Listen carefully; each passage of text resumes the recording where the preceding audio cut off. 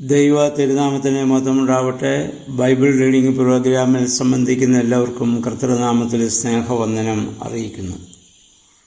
ഈ Bible reading programme നമ്മൾ ആരംഭിച്ചിട്ട് 2024 December മാസം 1 തീയതി മുതൽ നമ്മൾ ആരംഭിച്ചതാണ്. ഇപ്പോൾ 6 മാസം അത് പിന്നിട്ടിരിക്കുന്നു.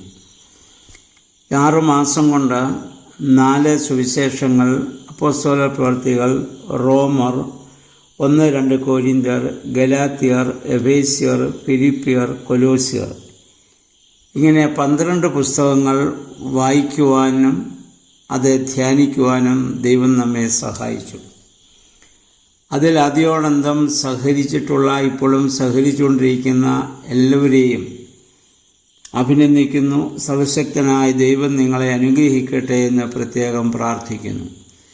മറ്റുള്ളവർക്കും ഈ വേദപുസ്തകം മുന്നോട്ട് വായിക്കുവാൻ തക്കവണ്ണം, പ്രേരകമാകത്തക്കവണ്ണം നിങ്ങൾ മറ്റുള്ളവരെ അതിനുവേണ്ടി പ്രോത്സാഹിപ്പിക്കുകയും ഇതിൻ്റെ ലിങ്ക് മറ്റുള്ളവർക്ക് കൂടി അയച്ചു കൊടുക്കാൻ പ്രത്യേകം ശ്രദ്ധിക്കണമെന്ന് ഓർമ്മപ്പെടുത്തുകയും ചെയ്യട്ടെ.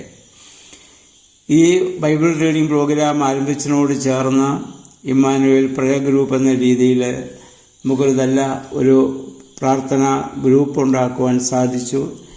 രാവിലെ 6 മണി മുതൽ രാത്രി 11 മണി വരെയും ഇടതടവില്ലാതെ ധാരാളം പേർ അതിൽ പങ്കാളികളായി പ്രാർത്ഥിക്കുന്നു എന്നുള്ളത് ഏറെ സന്തോഷപ്രദവും അനുഗ്രഹപ്രദവുമാണ്.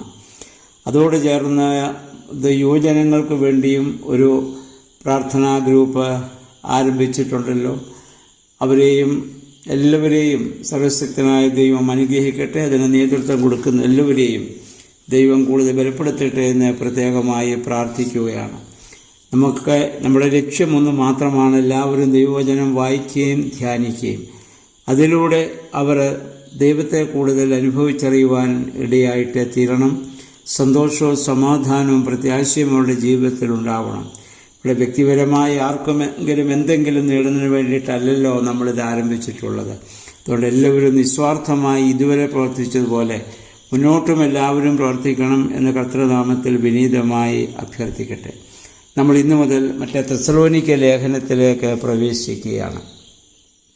പൗലോസ്ലീഹ എഴുതിയ ലേഖനങ്ങളിൽ ആദ്യം എഴുതിയ ലേഖനമാണ് തെസ്സലോനിയർക്കുള്ള ലേഖനമെന്നാണ് വേദപണ്ഡിതന്മാരുടെ അഭിപ്രായം. തൻ്റെ 2ാം പ്രേക്ഷിത യാത്രയിൽ AD 49 തെസ്സലോനിക്ക അദ്ദേഹം സന്ദർശിക്കുകയും അവിടെ സഭ സ്ഥാപിക്കുകയും ചെയ്തു എന്ന് വിശ്വസിക്കപ്പെടുന്നു. അദ്ദേഹത്തോട് ചേർന്ന് സിൽവാനോസും തീമോത്തിയോസും എന്നിങ്ങനെ 2 സഹപ്രവർത്തകരും ഉണ്ടായിരുന്നതായി നമ്മളിവിടെ വായിക്കുന്നുണ്ട്.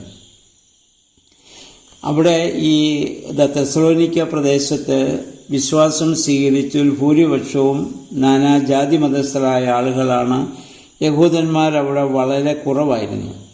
എങ്കിലും അവരിൽ നിന്ന് പൗലോസ്ലീഹായ്ക്ക് ഒരുപാട് പ്രശ്നങ്ങളെ നേരിടേണ്ടതായി വന്നു.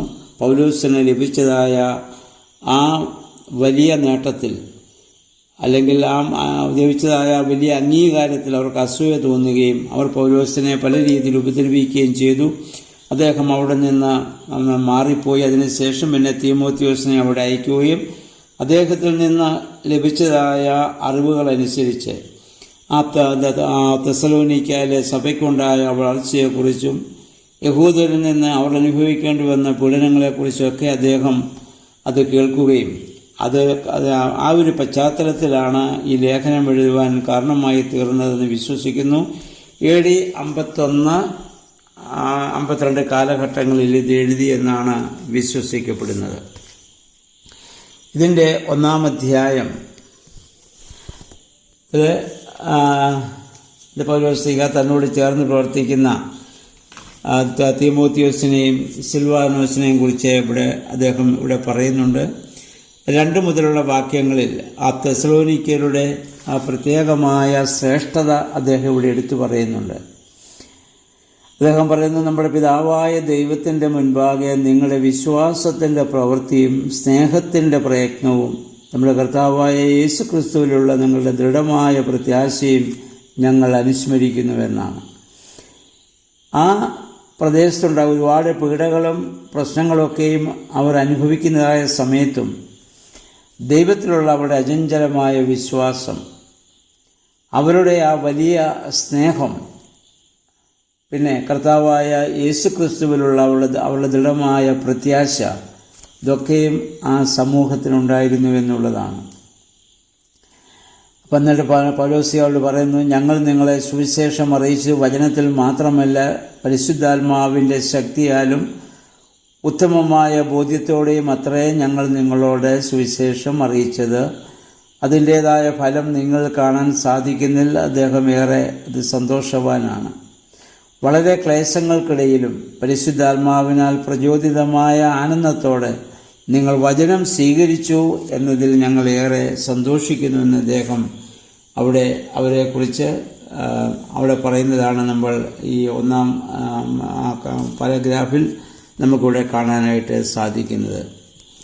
അപ്പം അവർക്കുണ്ടായിരുന്ന പ്രത്യേകത എന്ന് പറഞ്ഞ വിശ്വാസവും സ്നേഹം നിറഞ്ഞതായ പ്രവൃത്തിയും ക്രിസ്തുവിൽ പ്രത്യാശ ഉള്ള ഒരു ജീവിതം, അല്ലെങ്കിൽ ക്രിസ്തുവിനാൽ തിരഞ്ഞെടുക്കപ്പെട്ടവർ എന്ന രീതിയിൽ ഉള്ള വേറിട്ടുള്ള ഒരു ജീവിതം, അല്ലെങ്കിൽ പരിശുദ്ധാത്മാ പ്രചോദനത്തോടെ അവർ ആ വചനം സ്വീകരിക്കുകയും അങ്ങനെ ആ രീതി അനുസരിച്ച് ജീവിക്കാൻ അവരെ തന്നെ അവർ സമർപ്പിക്കുകയും ചെയ്തവരാണ്. അവർ മറ്റുള്ളവർക്ക് വലിയ ഒരു മാതൃകയാണ്. കർത്താവിൻ്റെ വചനം അവരുടെ കഴിവനുസരിച്ച് മറ്റുള്ളവരുടെ ഇടയിൽ അവർ പ്രചരിപ്പിച്ചവരാണ്. അവർ സത്യദൈവത്തെ ആരാധിക്കാൻ വേണ്ടി വിഗ്രഹ ആരാധനയൊക്കെ അവർ ഉപേക്ഷിച്ചവരാണ്. അപ്പം അങ്ങനെ എല്ലാ രീതിയിലും പൗലോസ്ലീഹായ്ക്ക് ഏറെ സന്തോഷവും സംതൃപ്തിയും നൽകിയ ഒരു സഭയായിരുന്നു തെസ്സലോനിക്ക സഭ.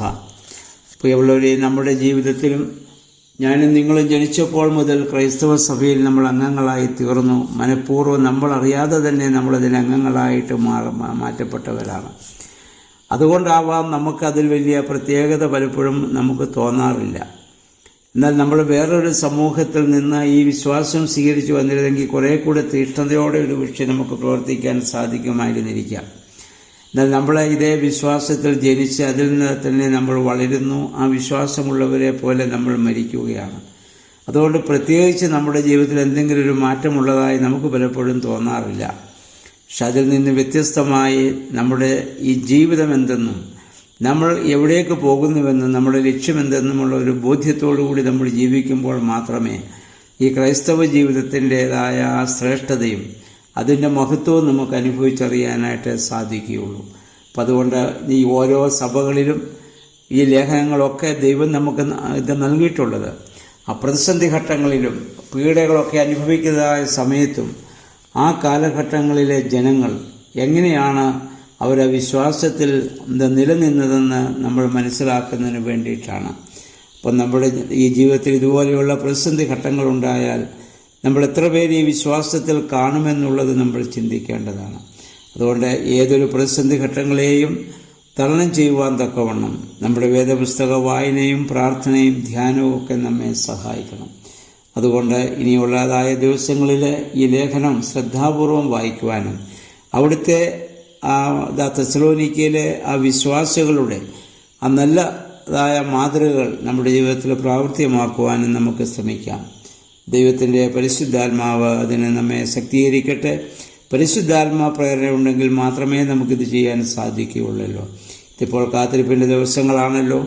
നമുക്ക് ലഭിച്ചതായ പരിശുദ്ധാത്മാവിനെ കൂടുതൽ ഉജ്ജ്വലിപ്പിച്ചുകൊണ്ട്, അല്ലെങ്കിൽ പാപമുഖാന്തരം പ്രവർത്തനരഹിതമായിരിക്കുന്ന ആത്മാവിനെ പ്രവർത്തന നിരതമാക്കുവാനുള്ള ഒരു വിശുദ്ധിയോടെ നമ്മെ തന്നെ പൂർണ്ണമായിട്ട് ദൈവസ്ഥലത്തിൽ നമുക്ക് സമർപ്പിക്കാം.